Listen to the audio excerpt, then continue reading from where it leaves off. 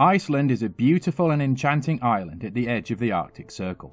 For centuries it was inhabited only by seabirds and a small number of Irish monks, but by the 9th century, Viking traders from Norway would discover the island and change its history forever. This is Knowledge Voyage. But before this video starts, don't forget to hit subscribe and hit the bell so that you can get all of our weekly videos about history. Thank you. Iceland is an island renowned for its beauty. It has soaring mountains, steep waterfalls and thunderous volcanoes. And it is also the only country in the world where every part of the country can theoretically see the Northern Lights. But it is also famous for being one of the most important Viking settlements. In the 9th century, Vikings from Norway set off in search of gold, land and women. In their raiding across Britain and Ireland, they came upon a rocky, icy island. The captain of that expedition was Ingolfur Arnason, who had fled Norway following death threats from rivals. Believing he could settle this island, he sought the advice of the Viking gods.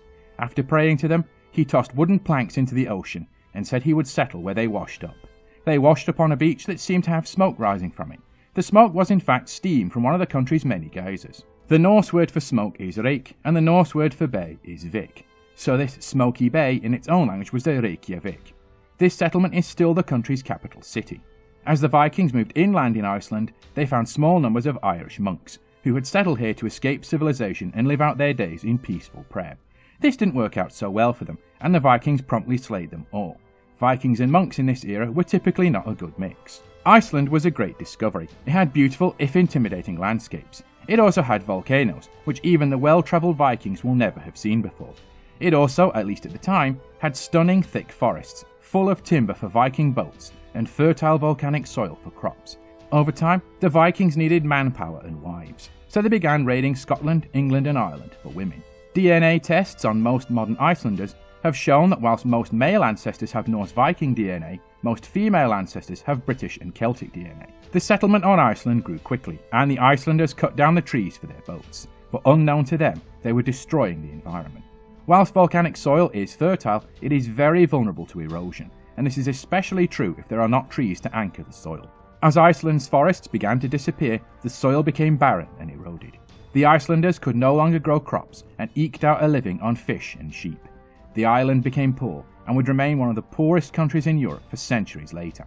This poverty drove many Icelanders to strike out. Some went west and found the island of Greenland. Keen to promote migration there, the explorers named it a green land, to stress how much more appealing it was than the ice land they were currently on. The Vikings settled Greenland and used it as a base for their greatest expedition, the Viking discovery of the New World. Iceland-born Viking Leifur Eriksson led a voyage to spread Christianity to Greenland, where his unrepentantly pagan father Eric the Red was living. En route, they were blown off course and became the first Europeans in the New World, beating Columbus by 500 years. We have a video on this which you may enjoy. Finally, Iceland was the last part of the Viking world to become Christian, with a meeting of Viking chiefs at the awe-inspiring canyon of Thingvellir agreeing to convert. Idols were hurled into the nearby waterfall of Goðafoss, or Fall of the Gods. There was a brief period of war between pagans and Christians on Iceland, and we have a video on that which will be released in a few weeks. Today, Iceland is a rich modern country, but it is deeply proud of its Viking heritage.